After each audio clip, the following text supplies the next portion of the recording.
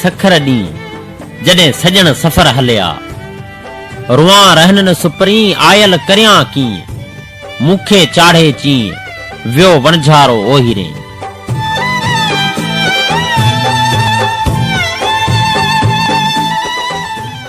अस्सलाम वालेकुम। वाहों ते हवाउन जे सदा मलूक सफर में आवाज मुसाफिर जे मुंह मुसाफिर जो मुसाफिर आवाज जंहिंजे माग जा पट वसाए चुको उन्हनि मिड़नी ॿुधंदड़ मेहरबाननि जी ख़िदमत में प्रोग्राम आईना ऐं अक्स साण करे अवां जो मेज़बान बशीर उठे जो दुआ आहे त अवी जिते बुझो सुखिया हुजो। सही मुंहिंजा अंदर जे एहसासनि जी उपटार पिरिन जी यादि में जॾहिं बि पलटी आहे त ज़िंदगी जा गस ऐं रस अञा बि अनोखे अंदाज़ जा मालिक बणिजी विया आहिनि। प्रोग्राम आईना ऐं अक्स जे लाइ ॻोठ ओकराड़े थर खां मोहम्मद सुलेमान मेहरान पुट जो लिखियल अदबी ख़त। उत्तर सेघूं कढियूं डूंगर डमरिया हियूं फटके मच्छी जीअं जीअं साजन संभरिया।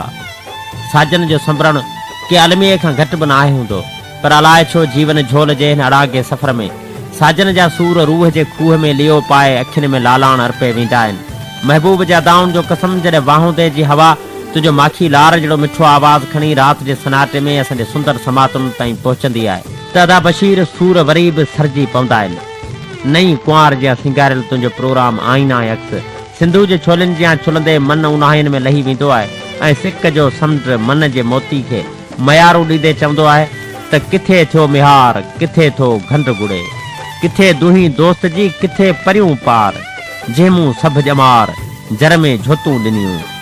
तार घिड़ी पार पवण सां मिहार त मिली वेंदो आहे पर उन खां अॻु निंड नेणनि खां परे हली वेंदी आहे। होश जा तितर पाण मुराद उॾरी वेंदा आहिनि। दिलि जी धरती थर जे उञायल मोर जियां तड़पंदी रहंदी आहे। आऊं ओरिए पार परे पार पिरीअ थिया बख़्त अली बिरह जी तिख वहे थी तार लहरुनि जे लाचार पसण खां परे कयो।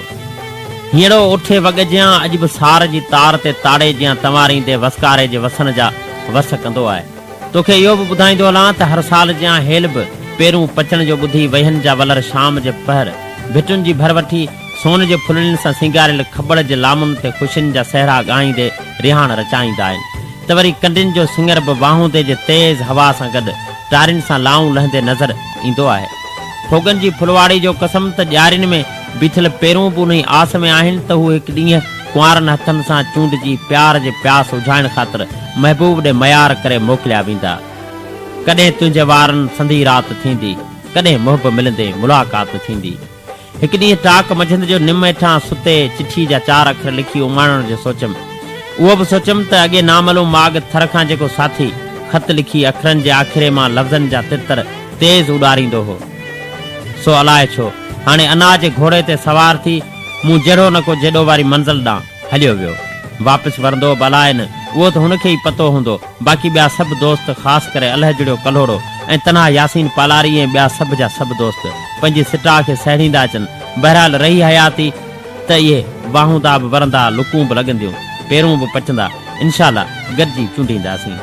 आओ ओराहूं सुपरी परे वञ म पीउ मोट मरंदसि छपरे तूं जिया पो जी हो तुम छॾिजे ही पुनूं प्यादी पंध में। ऐं उहो ई साॻियूं थर भिटुनि में रहिजी वियल मोहम्मद सुलेमान मेहरान पोटो।